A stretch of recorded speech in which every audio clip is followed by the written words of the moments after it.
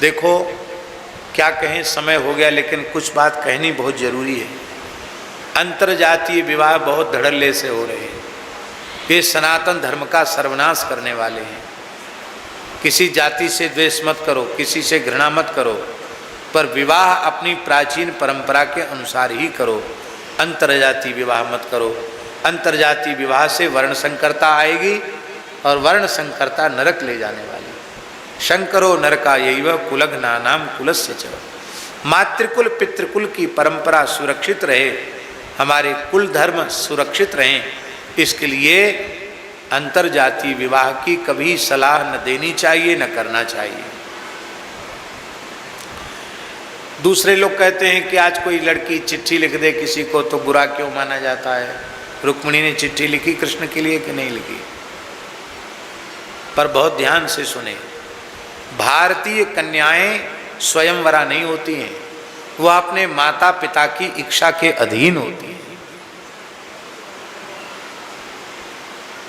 ये अपने मनमाफिक किसी लड़के को चुन लेना, ये विदेशी सभ्यता है, ये भारतीय सभ्यता नहीं। रुक्मिणी जी के पिताजी रुक्मिणी जी का विवाह कृष्ण के साथ करना चाहते हैं। रुक्मिणी की माता कृष्ण के साथ विवाह करना चाहते हैं। रुक्मिणी के और भाई भी विवाह करना चाहते रुक्मिणी का कृष्ण के साथ। पूरी प्रजा कृष्ण के साथ विवाह चाहती, अकेले रुक्मिणी ऐसा है जो नहीं चाहता।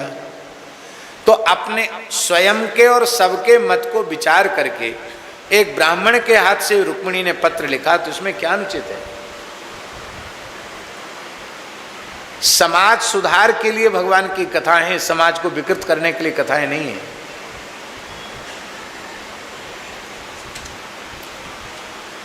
फिर भगवान ने अपने मैया बाप से नहीं पूछा। लोग ये भी कहते हैं कि भगवान ने कहाँ पूछा, बिना पूछे चले गए ब्याह करने, आज कोई चला जाए तो बुरा क्यों मानते हैं?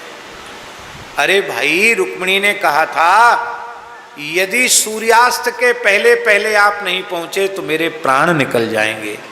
भगवान ने विचार किया, एक शरणागत भक्ता के प्राण निकल जाएंगे तो मैं पीछे जाऊंगा तो क्या लाभ होगा। का वर्षा जब कृषि सुखाने, समय चुके पुनि का पछताने। भगवान भक्तवत्सल हैं, शरणागत वत्सल हैं, इसलिए भगवान वहां गए। भगवान कोई ब्याह के लालची हैं क्या? भगवान इसलिए उन्होंने नहीं बताया कि इतना समय नहीं था। वसुदेव देवकी को बताते तो कहते बुलाओ पंडित जी को, मुहूर्त दिखाओ, ब्याह के लिए जा रहे हैं। फिर दाऊ जी कहते हम भी चल रहे हैं। फिर सेना भी साथ में जाती, इतना फुर्सत कहाँ था। पीछे से दाऊ जी सेना लेकर के आए और भगवान ने गौरी पूजन के समय रुक्मिणी हरण किया और युद्ध करके, ऐसे नहीं कोई चोरी करके भागे हों, शंख बजाया, किसी की हिम्मत हो तो अब कन्या छीन लो हमारे हाथ से, और सबको परास्त करके भगवान ने कन्या को लाई लिया। दाऊ जी भी आ गए थे, सेना लेकर युद्ध हुआ। और रुक्मिणी जिसकी हट से रुक्मिणी का विवाह शिशुपाल के साथ हुआ था, शिशुपाल आया था बारात लेकर के, ब्याह हुआ कहाँ। तो वो रुक्मिणी जो थी, रुक्मी, उसने देखा कि शिशुपाल रो रहा है। लोग पूछते शिशुपाल भगवान को गाली क्यों देता था?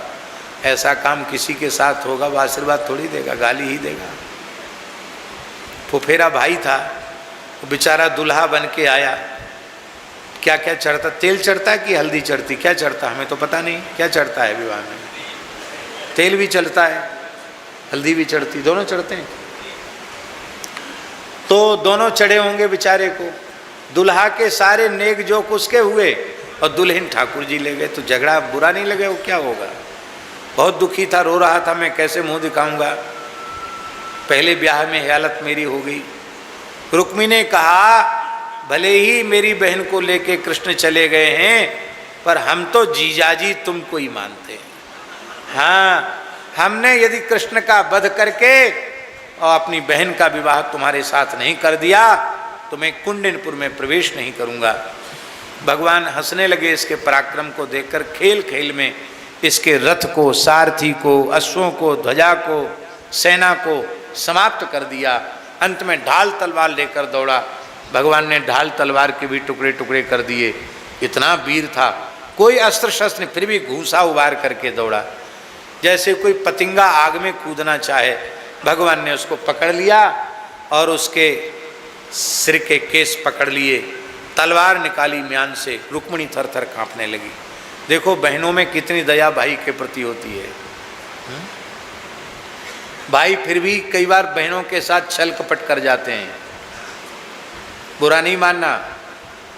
माँ के समाप्त होने के बाद कई बार बहनों को दुख होता है कि अब हमारा मायका खत्म हुआ, क्योंकि मेरे भाई और मेरी भाभी अब इतना स्नेह मुझे देने वाले नहीं हैं।